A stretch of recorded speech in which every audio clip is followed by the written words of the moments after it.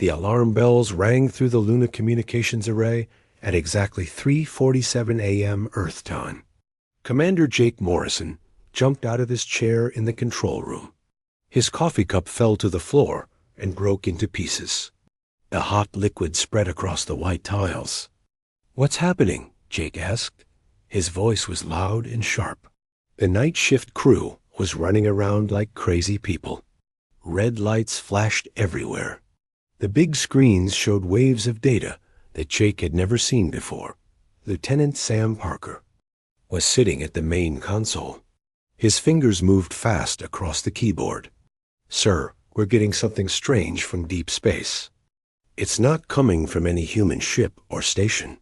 The signal is really strong." Jake walked over to Sam's station. He looked at the numbers on the screen. The signal is coming from way beyond the solar system, farther than any human had ever traveled. "How strong are we talking about?" "Strong enough to reach us from another galaxy, sir. Maybe even stronger than that." Sam's face was pale.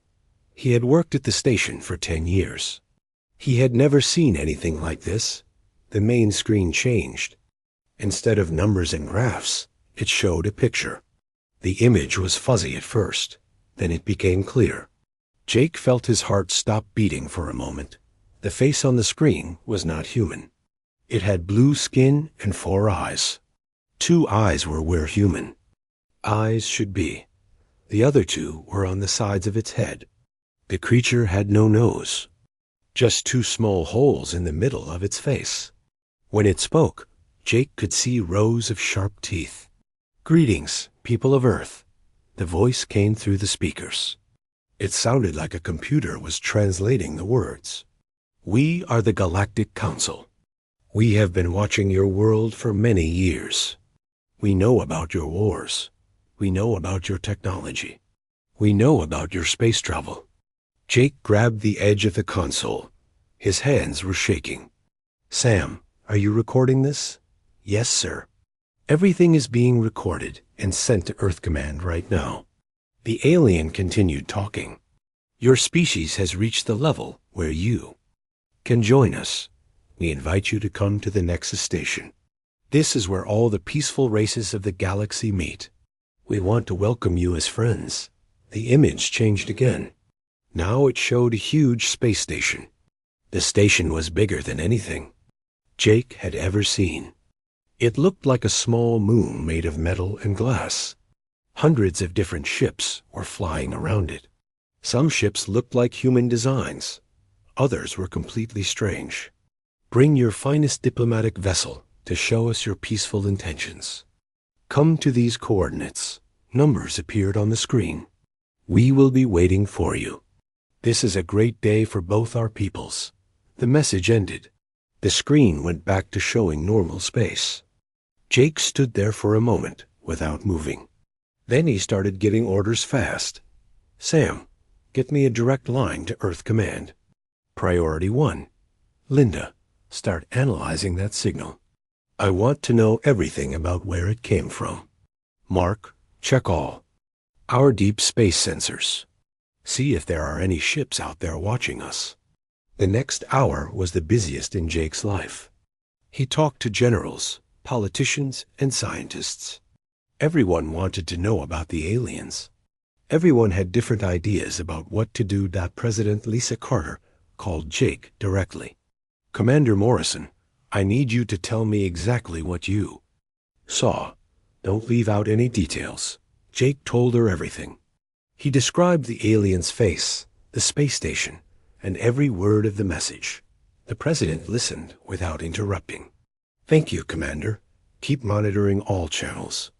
If they send another message, I want to know right away." 3 hours later, Jake was still at his desk when his phone rang.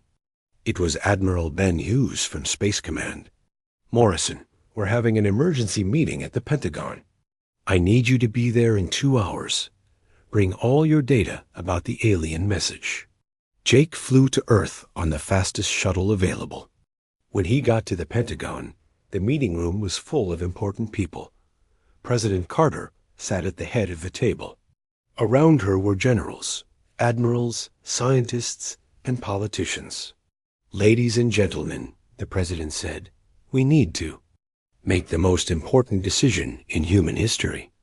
Do we accept this invitation? And if we do, what ship do we send?" Admiral Hughes stood up. He was a tall man with gray hair and a serious face. "Madam President, I think we should send the Hughes Harmony. It's our newest diplomatic vessel. It has comfortable meeting rooms, translation equipment, and a small crew of diplomats." Several people nodded. The Harmony was designed for peaceful contact with other species. It had no heavy weapons. It looked friendly and non-threatening. But Colonel Kate Sullivan had different ideas. She was younger than the Admiral, but just as smart. "Sir, with respect, I think that's a mistake. We don't know anything about these aliens. They could be lying. They could be planning to attack us. What do you suggest, Colonel?" The president asked. "We should send the UES Devastator. It's our most advanced warship. If these aliens are peaceful, they'll appreciate our honesty. If they're not peaceful, we'll be ready for them." The room became quiet. Everyone knew about the Devastator. It was the most powerful ship humans had ever built. It could destroy entire fleets of enemy ships. It had armor that could stop nuclear weapons. It was a ship built for war. "Colonel Sullivan," Admiral Hughes said slowly, "the Devastator is not a diplomatic vessel. It's a weapon of war. If we send it, the aliens might think we're planning to attack them. Or they might respect our strength," Kate replied. "In human history, the strongest nations are the ones that get respect. Maybe it's the same in space." The debate went on for hours. Scientists wanted to send a research ship. Diplomats wanted to send a peaceful vessel. Military leaders were split between showing strength and showing peace. Finally, President Carter made the decision. "We're going to send the Devastator. But we're going to make it clear that we come in peace. We'll have diplomats on board. We'll follow all peaceful protocols. But if something goes wrong, we'll be ready." The room was quiet for a moment. Then Admiral Hughes spoke. "Madam President, who will command the mission?" "Captain Ryan Foster. He's one of our best ship commanders. He's fought in 3 wars, but he's also a skilled diplomat. He'll know how to handle whatever happens." Jake Morrison sat in the corner of the room, listening to everything. He thought about the alien face on his screen. He wondered if they were making the right choice. The Devastator was an amazing ship, but it was also terrifying. What would the aliens think when they saw it? 2 weeks later, Jake watched from the Luna station as the UES Devastator left Earth orbit. The ship was huge and dark. It looked like a metal shark swimming through space. Its weapons were hidden, but Jake knew they were there.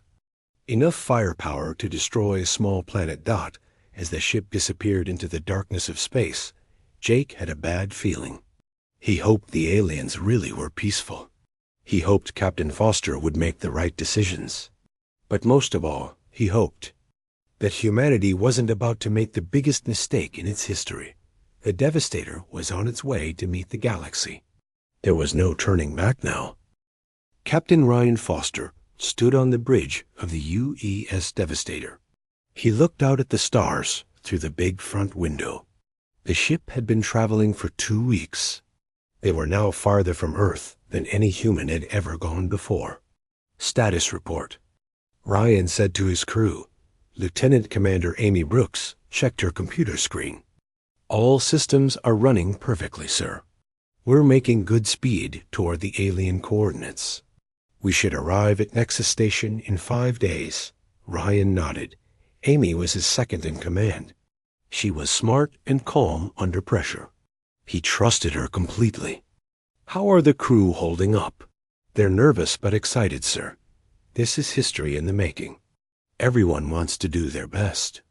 The bridge crew was working at their stations. Chief Engineer Danny Clark was monitoring the ship's power systems. Communications Officer Tony Martinez was listening for any messages from the aliens. Tactical Officer Nicole Hayes was watching the weapon systems, even though they hoped not to use them. Ryan walked over to the science station. Dr. Helen Price was studying data about the alien message. She was the ship's expert on alien life forms, even though she had never seen a real alien before. What do you think, Doc? Are these aliens really peaceful? Helen looked up from her computer. Hard to say, Captain. Their message seemed friendly, but we don't know anything about their culture or their real intentions. They could be completely different from humans. That's what worries me, Ryan said quietly. The ship's hallways were busy with activity. Crew members were preparing for the historic meeting. The diplomatic team was practicing their speeches. The security team was checking their weapons, just in case. The medical team was preparing for any kind of emergency. In the mess hall, crew members talked about what they might find at Nexus Station. Some were excited. Others were scared. Everyone had questions that nobody could answer. Do you think they'll look like the one in the message? Asked Petty Officer Gary Wilson. He was eating his lunch with 3 other crew members. Maybe there are lots of different alien species, said Engineer Lisa Torres. The message said it was a galactic council. That means many different races working together. I hope they're friendly, said Medic John Adams. If they're not, we're a long way from home. Meanwhile, Captain Foster was in his private office, reading reports from Earth. The government was following the mission closely. Everyone on Earth was waiting to hear what would happen. A message from President Carter appeared on his screen. Captain Foster, the whole world is watching. Make us proud. But remember, your first job is to bring your crew home safely. Ryan understood the pressure. If this meeting went well, humans would join a galactic community. If it went badly, there might be war. Either way, his decisions would affect all of humanity. On the 3rd day of the journey, something interesting happened. Tony Martinez picked up a strange signal on his communications equipment. Captain, I'm getting something weird on the long-range sensors. It's not the aliens from the message. It's something else. Ryan came over to look at the data. What kind? Oh, signal? It's very faint, sir. But it looks like there are other ships out there. They're far away, but they seem to be following the same course we are. Dr. Price joined them at the communication station. Maybe there are other species going to Nexus Station. The message said all peaceful races meet there. Or maybe they're watching us, Nicole Hayes said from her weapons station. Maybe they want to see what humans are like before we get to the station. Ryan thought about this. Keep monitoring those signals, Tony, but don't try to contact them. We don't want to cause any problems before we even get there. The days passed. Slowly, the crew settled into their routine. They ran practice drills. They studied what little they knew about alien cultures. They prepared for every situation they could think of. Danny Clark spent his time making sure the ship systems were perfect. The Devastator was powered by fusion reactors that could generate enormous amounts of energy. The ship's computers were the most advanced humans had ever built. Every system was designed to work perfectly, even in battle conditions. Captain, Danny reported during one of their daily meetings, all systems are running at peak efficiency. The ship is ready for anything. Ryan was pleased, but he also worried. The Devastator was built for war. It was covered in thick armor. It had weapons that could destroy entire cities. It had shields that could stop nuclear bombs. Would the aliens see this as a sign of aggression? Danny, can we make the ship look less threatening? Maybe hide some of the weapons? Danny shook his head. Sir, the weapons are built into the ship's structure. We can't hide them. Anyone with good sensors will see exactly what we're carrying. On the 4th day, Dr. Price made an important discovery. She had been studying the alien language from the original message. She found patterns that worried her. Captain, I think there might be a problem with the translation. The aliens talked about peaceful races and diplomatic vessels, but I'm not sure they mean the same thing we do. What do you mean? Well, when they say diplomatic vessel, they might mean something much smaller than what we consider normal. Their idea of a warship might be very different from ours. Ryan felt a cold feeling in his stomach. Are you saying the Devastator might be bigger than they expected? Much bigger, sir. And much more powerful. We might accidentally scare them. That night, Ryan couldn't sleep.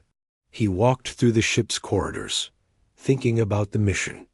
The crew members he met were all confident and ready. They trusted him to make the right decisions. But Ryan wasn't sure what the right decisions were. On the 5th day, they finally saw Nexus Station. It appeared on their screens as a small dot of light. As they got closer, the dot grew bigger and bigger. Soon they could see that it was enormous. My God, Amy Brooks whispered, it's huge. The station was like a small moon made of metal and crystal. It had thousands of lights shining from its surface. Ships were flying around it like insects around a lamp. The ships came in all shapes and sizes. Some looked like human designs. Others were completely alien. Tony, start broadcasting our peaceful intentions, Ryan ordered. Use the standard first. Contact protocols. Yes, sir. Broadcasting now. The response came quickly. A voice spoke in perfect English. Welcome, humans from Earth. We are pleased to meet you. Please follow the guide ship to Docking Bay 7. We are excited to learn about your species. A small ship appeared on their screens. It was sleek and silver, about the size of a human fighter craft. It began leading them toward the station. But as they got closer, Ryan noticed something strange. The docking bay looked very small. It was designed for ships much smaller than the Devastator. Amy, check the docking bay dimensions. Can we fit? Amy ran the calculations. It's going to be tight, sir. But we can make it work. As the Devastator approached the station, alarms began going off on alien ships nearby. The small guide ship suddenly moved much faster, as if it was trying to get away from them. What's happening? Ryan asked. Nicole Hayes was monitoring the tactical sensors. Sir, I'm reading a lot of energy signatures from the station. It looks like they're powering up defensive systems. Defensive systems? Why would they need those? Tony Martinez was listening to alien communications. Captain, I'm picking up a lot of radio chatter in different languages. The computer can't translate most of it, but it sounds urgent. Ryan had a bad feeling. Something was going wrong, but he didn't know what. The aliens had invited them here. They were following all the peaceful protocols. Why were the aliens acting scared? Reduce speed, he ordered, and make sure all our weapons are powered down. We don't want to give them the wrong idea. But as the massive bulk of the UES Devastator slowly approached the small docking bay, Ryan realized they might have already given the aliens exactly the wrong idea. The station's defensive systems were now fully active. Ships were moving away from them as fast as possible. Something was very wrong, and Ryan didn't know how to fix it. The UES Devastator was too big for the docking bay. Captain Ryan Foster watched as his ship approached the station. The bay was designed for much smaller vessels. The Devastator was like a whale trying to swim into a fish tank. Sir, we have a problem, Amy Brooks reported. The docking bay is too small. We can't fit inside. Ryan looked at the screens showing the station. Alien ships were moving away from them quickly. More alarms were going off. The station's defensive systems were glowing brighter. Tony, contact the station. Tell them we need a bigger docking bay. Tony Martinez tried to send a message. But the response he got was strange. The alien voice sounded scared. Human vessel, please maintain your current position. Do not move. Closer to the station, we are? We are preparing alternative arrangements. Alternative arrangements? Ryan asked. What does that mean? Dr. Helen Price was studying the alien communications. Captain, I'm reading high levels of stress in there. Voice patterns. They sound terrified. Terrified? Of what? We haven't done anything threatening. Meanwhile, deep inside Nexus Station, Ambassador Zektar was having the worst day of his long life. He was the station's chief diplomat. He had welcomed hundreds of new species to the galactic community. But he had never seen anything like this. The human ship was enormous. It was 3 times bigger than the largest warship in the galactic fleet. Its hull was covered in thick armor that looked like it could stop planet-killing weapons. Energy readings from the ship were off the charts. Sir, his assistant said, the human vessel is generating more power than our entire station. There. Weapon systems are. I can't even calculate how destructive they are. Zektar's 4 eyes were wide with fear. Are they preparing to attack us? I don't know, sir. They're just sitting there. But their weapons could destroy the entire station. In seconds? Other alien leaders were calling Zektar constantly. The Valdorian Empire wanted to know if they should evacuate their people. The Etherian Collective was begging for protection. The crystalline hive was ready to surrender without a fight. What do we do? Zektar asked his staff. We invited them here. We thought they would bring a small diplomatic ship. Instead, they brought a weapon of mass destruction. On the Devastator, Ryan was trying to understand what was happening. The alien ships near the station were moving into defensive positions. Some were powering up their weapons. Others were trying to escape. Nicole, what are you reading from their weapons? Nicole Hayes checked her tactical screens. Sir, their weapons are very weak compared to ours. Most of them couldn't even scratch our hull, but they're all pointing at us. They think we're here to attack them, Amy realized. They're trying to defend themselves. Danny Clark came up to the bridge from the engine room. Captain, we have another problem. The station's sensors are scanning us constantly. They're learning everything about our weapons and defenses. What will they find? Everything, sir. They'll see that we have enough firepower to destroy their entire station. They'll see that our shields can stop anything they can throw at us. They'll see that we're basically invincible. Ryan felt sick. This was supposed to be a peaceful meeting. Instead, they were scaring the aliens to death just by existing. Tony, send another message. Tell them we come in peace. Make it clear that we're not here to fight. Tony sent the message, but the response was even worse than before. This time, multiple alien voices spoke at once. The computer translated their words, but the fear was clear. Human vessel, we acknowledge your superior power. Please do not harm the civilians on this station. We are prepared to discuss terms of surrender. Surrender? Ryan shouted. We don't want them to surrender. We want to be friends. Dr. Price was analyzing the alien communications. Captain, I think I understand the problem.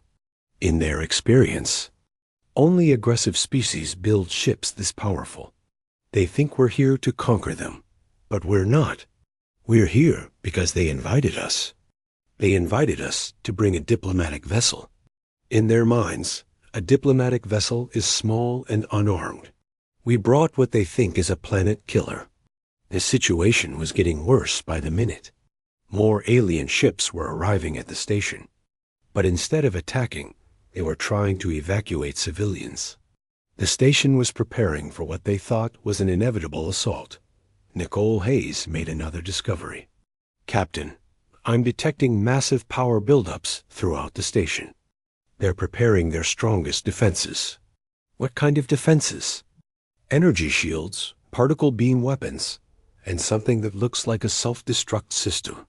Sir, I think they're planning to destroy the station rather than let us capture it. Ryan couldn't believe what he was hearing. They'd rather die than. Surrender to us? It looks that way, sir.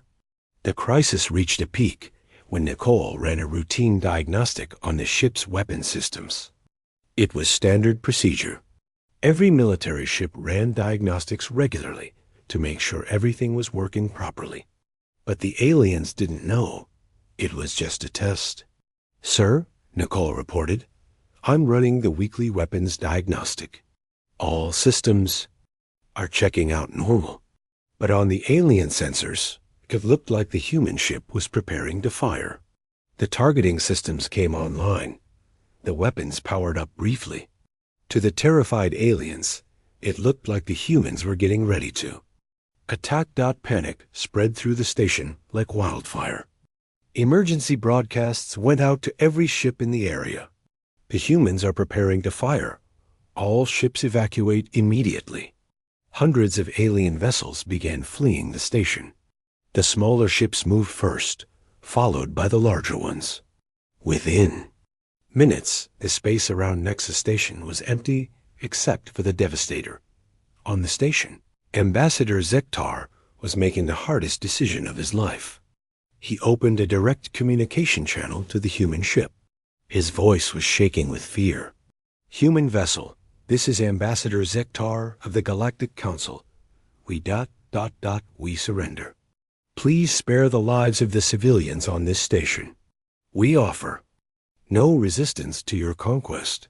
Ryan stared at the screen in shock. Conquest? We're not here to conquer anyone. But his words fell on deaf ears. The aliens were convinced that humanity was a warrior race bent on galactic domination. The evidence was right in front of them. The humans had brought their most powerful warship to what was supposed to be a peaceful meeting. Dr. Price was studying the alien psychology files. Captain, I think I understand their thinking. In their experience, species that build ships like ours are always aggressive. They've never seen a peaceful race with this kind of military power. But we are peaceful. We just want to be prepared for anything. That's the problem, sir. Being prepared for anything means we're prepared for war. And to them, that makes us a threat. The communication channel crackled again. This time, it was a different alien voice. Human Commander, we are evacuating all non-essential personnel from the station. We ask only that you allow our civilians to escape before you begin your attack. Ryan tried to respond, but the aliens cut off the communication. They didn't want to hear what he had to say. They had already decided that humanity was their enemy.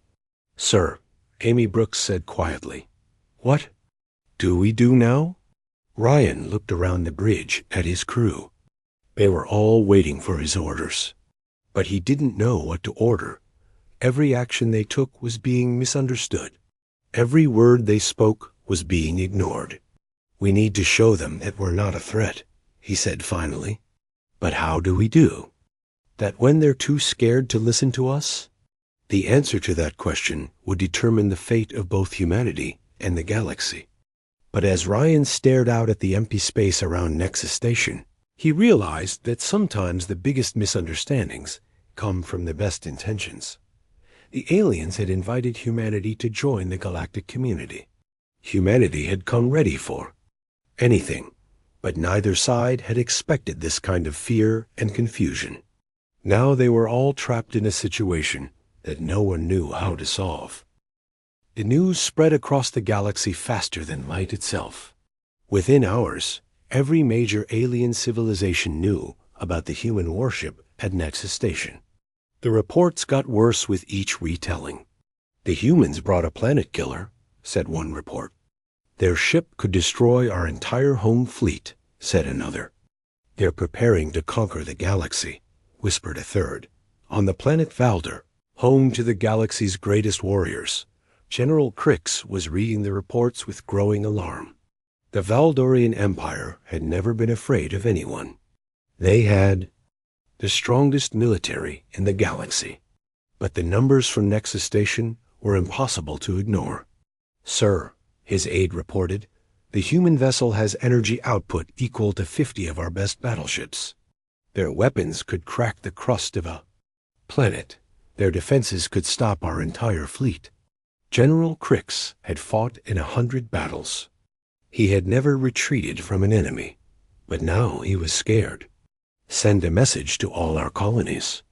Tell them to prepare for evacuation. If the humans decide to attack us, we won't be able to stop them. Meanwhile, on the crystal world of Etheria, the collective was holding an emergency meeting. The Etherians were a peaceful species. They had no military. They survived by being friendly to everyone. But how could they be friendly to a species that could destroy them without effort? We must send gifts, said Elder Vess. Perhaps if we offer them our most precious crystals, they will spare our worlds. What if gifts are not enough? Asked another elder. What if they want slaves, or our entire planet? The discussion went on for hours, but no one had any good answers. The humans were too powerful to fight, too dangerous to ignore, too alien to understand. Back at Nexus Station, Captain Ryan Foster was trying to make sense of the situation. The station was nearly empty now.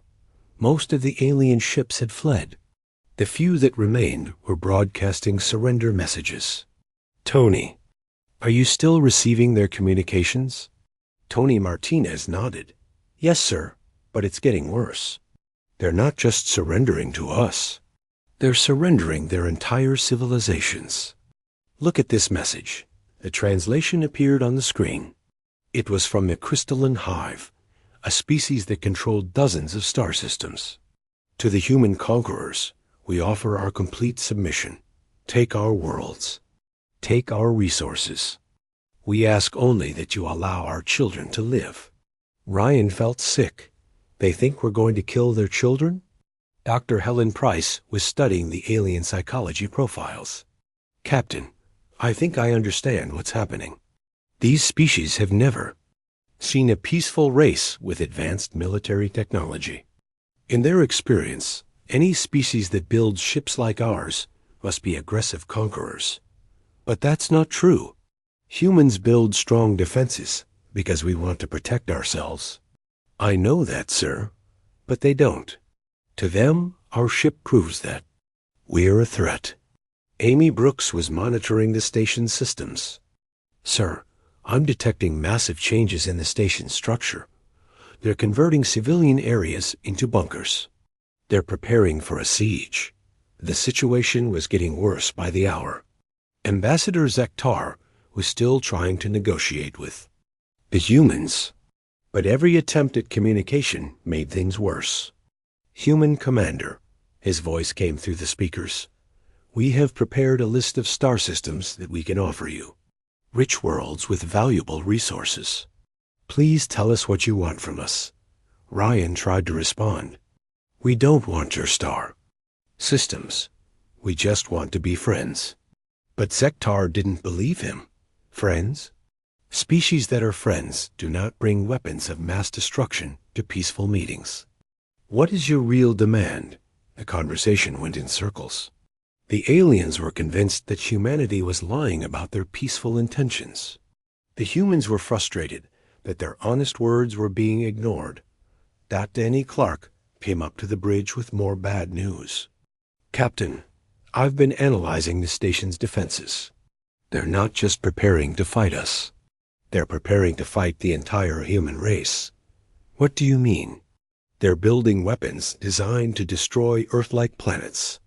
They're preparing defenses against invasion fleets. They think this is just the beginning of a human conquest. Nicole Hayes made another disturbing discovery. Sir, I'm detecting weapons platforms being built throughout this star system. They're trying to create a fortress that could stop a large fleet. How large? Thousands of ships, sir. They think we're going to bring thousands of ships like this one. The thought terrified Ryan. If the aliens believed that humanity had thousands of ships as powerful as the Devastator, they would never stop being afraid. They would build bigger and bigger weapons. They would prepare for a war that would never come.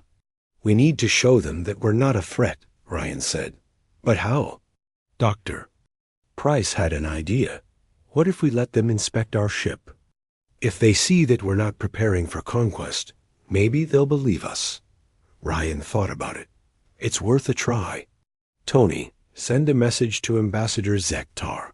Tell him he can send a team to inspect our ship. Tell him we want to prove our peaceful intentions. The response came back quickly. But it wasn't what Ryan expected. Human Commander, we thank you for this generous offer. But we cannot risk sending our people aboard your vessel. We know it is a trap. A trap? We're trying to help them. They don't see it that way, sir, Dr. Price explained. They think we're trying to capture their leaders. In their minds, everything we do is part of some master plan to conquer them. The crisis reached a new level when reports started coming in from across the galaxy. The Valdorian Empire was mobilizing its entire fleet. The Etherian Collective was evacuating their home worlds. The Crystalline Hive was hiding their children in deep space shelters. Sir, Tony reported, I'm receiving messages from dozens of species. They're all asking the same question. When will the human invasion begin? Ryan couldn't believe what he was hearing. Invasion? We sent one ship to make friends. But the aliens didn't see it that way. To them, the Devastator was a scout ship. They believed that humanity was testing their defenses before launching a full attack. Every action the humans took was seen as preparation for war. The breaking point came when Nicole Hayes ran another routine diagnostic. This time, she tested the ship's communication systems. The powerful transmitters briefly activated, sending a standard test signal to the aliens. It looked like the humans were calling for reinforcements. The test signal was interpreted as a coded message to other human ships. Within minutes, panic spread throughout the galaxy. The humans are calling. Their fleet, screamed one report. The invasion is beginning, shouted another. On planets across the galaxy, alien civilizations began preparing for the worst. Evacuation fleets launched from major worlds. Military forces went to highest alert. Some species began destroying their own infrastructure rather than let it fall into human hands. General Crix of the Valdorian Empire made a desperate decision. He contacted every major military force in the galaxy. We must work together, he said. If we fight alone, the humans will destroy us one by one. But if we unite, we might have a chance. For the first time in galactic history, dozens of species agreed to form a military alliance, not to attack anyone, but to defend themselves against what they saw as the greatest threat the galaxy had ever faced. Ambassador Zektar sent one final message to the human ship. His voice was filled with despair. Human Commander, we know that our defenses cannot stop you. We know that our fleets cannot match your power. We ask only this. When you conquer our worlds, please remember that we tried to welcome you in peace. Ryan stared at the screen in horror. The aliens were preparing to die rather than submit to human rule. But the humans didn't want to rule anyone. They just wanted to make friends. Sir, Amy Brooks said quietly, what do we do now? Ryan looked around the bridge at his crew. They were all waiting for his answer, but he didn't have one. Every attempt to show their peaceful intentions had been misunderstood. Every word they spoke had been twisted into a threat. The galaxy was preparing for war against humanity. And humanity didn't even know it was happening. The Devastator was alone at Nexus Station, surrounded by fear and misunderstanding that seemed impossible to fix. The greatest tragedy was that both sides wanted the same thing, peace. But fear had made peace impossible. Now Ryan had to find a way to save both humanity and the galaxy from a war that nobody wanted, but everybody expected. Captain Ryan Foster made the hardest decision of his life. He called his senior staff to the bridge for an emergency meeting. The fate of two civilizations hung in the balance. We need to fix this before it gets worse, he said. The aliens think We're here to conquer them. We need to prove that we're peaceful. Dr. Helen Price had been studying the alien communications for hours. Captain, I have an idea. What if we completely power down our weapons? Show them that we're not a threat. That's risky, Nicole Hayes warned. If they decide to attack us, we won't be able to defend ourselves. Look around, Ryan said. Their weapons can't even scratch our hull. The real danger is this misunderstanding. If we don't fix it, the whole galaxy will go to war against Earth. Danny Clark nodded. The captain's right. Our shields could stop everything they have, even if they all attacked at once. But if this fear spreads, it could destroy both our civilizations. Ryan made his choice. Nicole, power down all weapon systems. Completely offline. Danny, reduce our reactor output to minimum levels. I want this ship to look as harmless as possible. Sir, Amy Brooks said, what if they see this as a trick? Then we'll have to convince them it's not. The crew began shutting down the Devastator's weapon systems. One by one, the massive guns went dark. The missile launchers powered down. The energy shields weakened to their lowest settings. For the first time since leaving Earth, the ship was truly defenseless. On Nexus Station, Ambassador Zeke Tar watched his sensors in amazement. What are they doing? He asked his aide. Sir, the human ship is powering down. Their weapons are going offline. Their energy output is dropping to almost nothing. Zektar's four eyes widened. This was not what he expected from a conquering army. Are they preparing some kind of new attack? I don't think so, sir. They're making themselves vulnerable. If we wanted to attack them, now would be the time. But Zektar didn't want to attack. He was confused and scared. Why would the humans make themselves weak unless they were truly peaceful? Ryan sent another message to the station. Ambassador, Zektar, we have powered down all our weapons. We are completely defenseless. We did this to show you that we mean no harm. Please, we just want to talk. This time, Zektar listened more carefully. The fear in his voice was replaced by curiosity. Human captain, why would you make your ship defenseless? This makes no sense for a conquering force. Because we're not a conquering force, Ryan replied. We're explorers. We came here because you invited us. We brought our best ship because we wanted to show you what humanity can build. But we built it to protect ourselves, not to attack others. Zektar thought about this.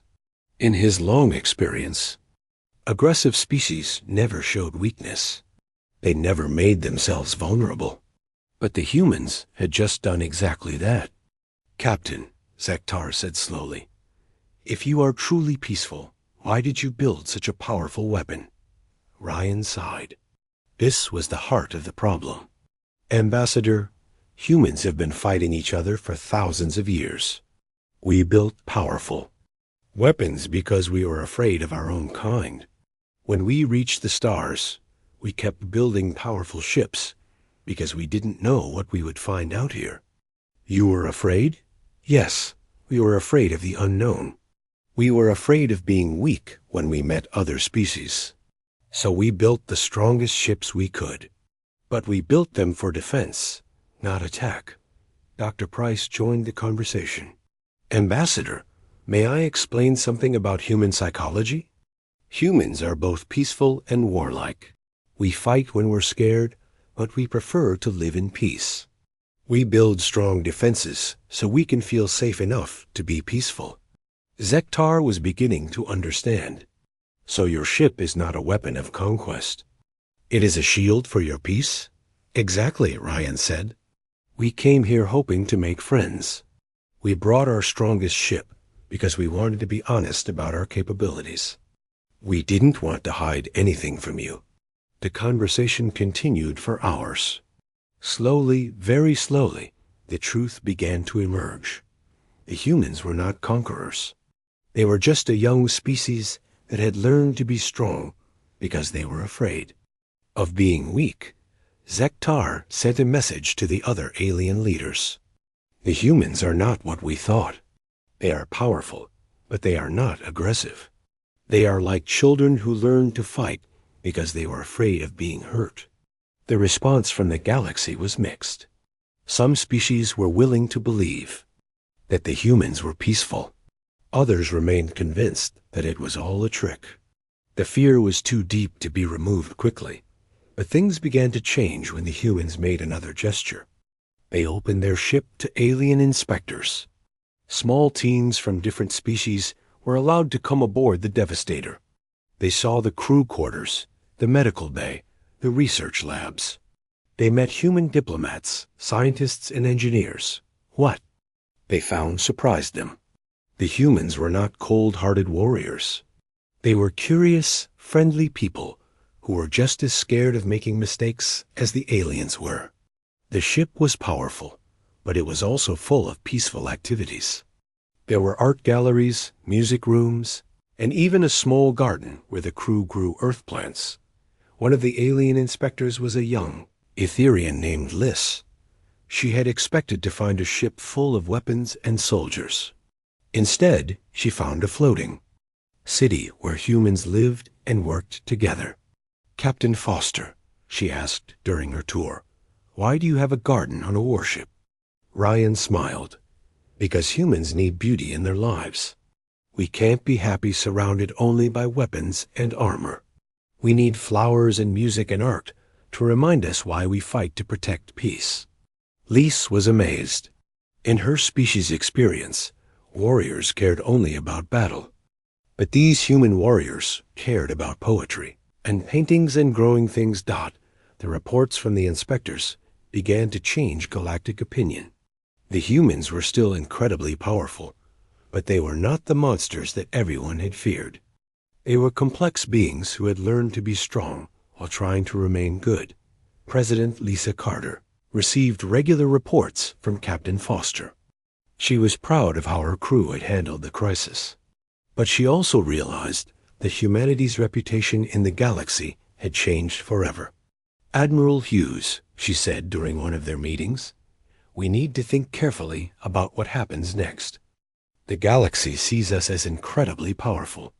That gives us great responsibility." "Yes, Madam President. They're not just offering us membership in the Galactic Council anymore. They're asking us to lead it." The final change came when several alien species asked humanity for protection. The Etherian collective had been threatened by space pirates for years. The crystalline hive was facing invasion from a neighboring empire. Smaller species were being bullied by larger ones. Captain Foster, Ambassador Ziktar said, "We have a request. Would humanity be willing to help protect the peaceful species of the galaxy? Your ship alone could stop most conflicts before they begin." Ryan was surprised. "You want us to be galactic peacekeepers? We want you to be what you have shown us you are. Strong enough to protect the weak, but wise enough to choose peace over war." The decision was made on Earth after long discussions. Humanity would accept a leadership role in the galaxy, but not as conquerors. They would be protectors, using their strength to keep peace rather than wage war. Captain Foster's mission report became the most important document in human history. He wrote, "We went to the stars to make friends, but we accidentally became the galaxy's guardians. Our strength scared them at first, but our humanity convinced them to trust us. Now we have the chance to use our power to protect peace throughout the galaxy." Admiral Ben Hughes read the report and shook his head in amazement. "We sent our most powerful warship to show them what we could do. Mission accomplished. They're absolutely convinced of our power. The irony is that now we have to figure out how to live up to their expectations." The UES Devastator remained at Nexus Station as humanity's first embassy to the galaxy. Captain Foster became Earth's first galactic ambassador. His crew became the teachers who helped other species understand human culture and technology. But the most important lesson was learned by humanity itself. They discovered that true strength comes not from the weapons you carry, but from the wisdom to know when not to use them. The galaxy had invited them to join as equals, but humanity's overwhelming power had made them leaders whether they wanted. To be or not, years later, when historians studied the first contact between humanity and the galaxy, they called it the Great Misunderstanding. Both sides had been afraid of the other. Both sides had made mistakes. But in the end, their fears had led to something beautiful. A partnership based on strength, protecting peace rather than strength creating war. The galaxy was never the same after humanity joined it. Not because humans conquered it, but because they proved that the strongest species could also be the most peaceful. They showed that power and kindness could exist together, and that the greatest weapon was the wisdom to know when to put all weapons aside.